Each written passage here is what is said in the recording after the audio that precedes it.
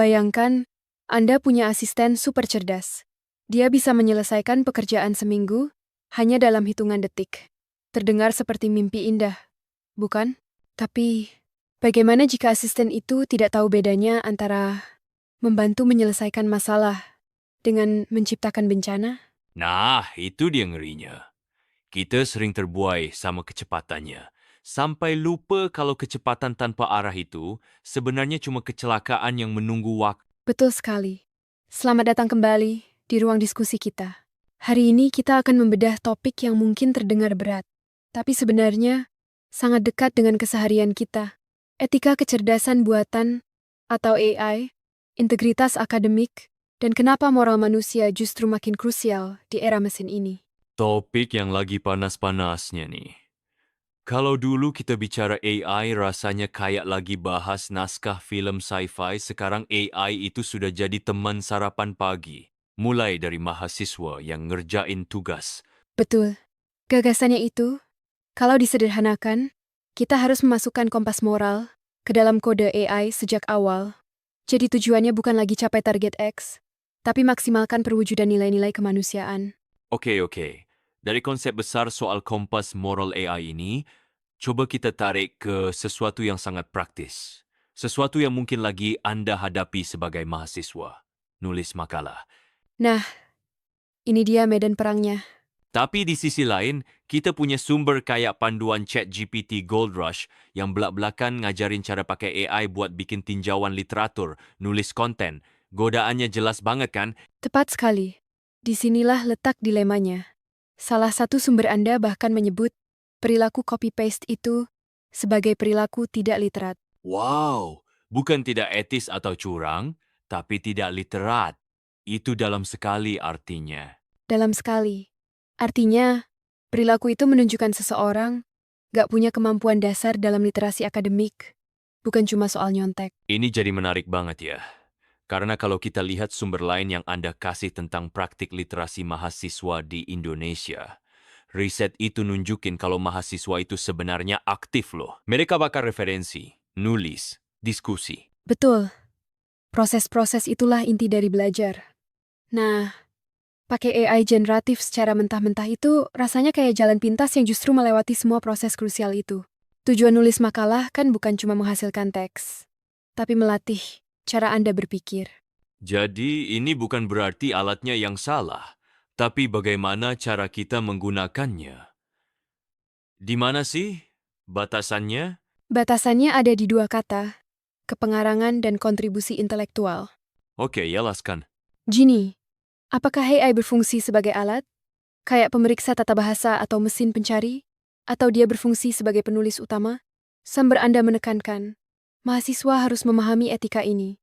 Ini soal mengakui peran alat tersebut, tapi pada saat yang sama, memastikan argumen inti, struktur, dan analisis kritisnya itu murni dari pemikiran Anda sendiri.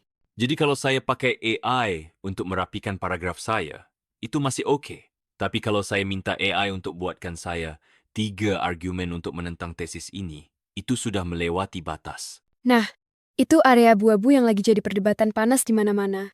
Tapi kasarnya ya, seperti itu. Kuncinya adalah kontribusi intelektual. Apakah ide utamanya datang dari Anda? Kalau iya, AI adalah alat bantu.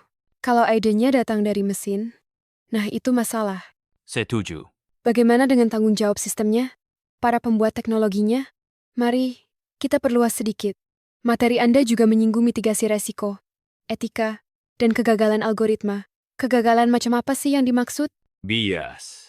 Itu contoh paling klasiknya. Seperti yang disorot di pidato Ted Kriti Sharma itu. AI itu kan pada dasarnya belajar dari data yang kita kasih. Seperti murid yang patuh ya. Super patuh, tapi nggak punya akal sehat.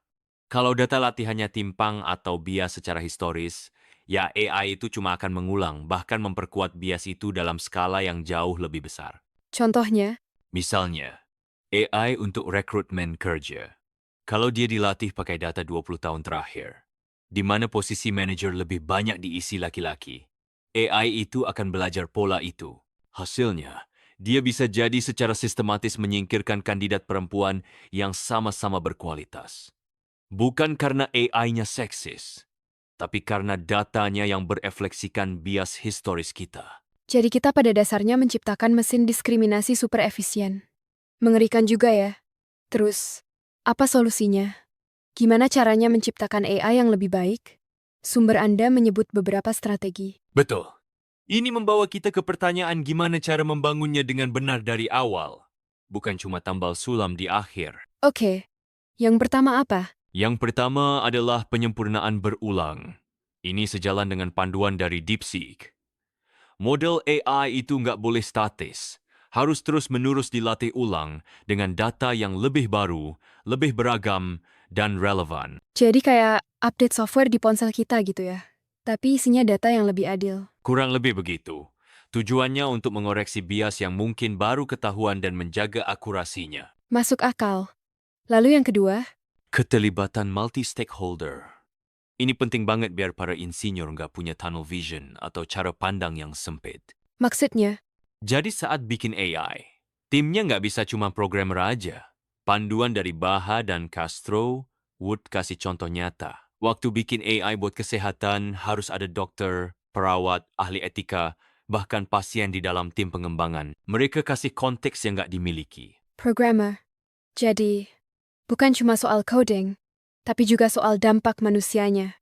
Ya, tepat, ini bukan penghambat inovasi, tapi justru manajemen risiko yang cerdas. Lebih baik pelan sedikit tapi benar daripada cepat tapi fatal di kemudian. Poin yang bagus. Nah, strategi terakhir yang paling proaktif adalah desain etis sejak awal. Ethical by. Desain, ini lebih dibilang tujuan utamanya. Kita cegah masalahnya dari Lalu gimana? caranya. Caranya dengan menanamkan nilai etis ke dalam arsitektur sistemnya. Sumber dari Baah menyebutkan teknik-teknik spesifik kayak data. Minimization apa? Itu prinsip untuk hanya mengumpulkan data yang benar-benar esensial. Kalau anda bikin AI rekomendasi musik, apa anda benar-benar butuh data lokasi pengguna setiap saat? Mungkin Tidak.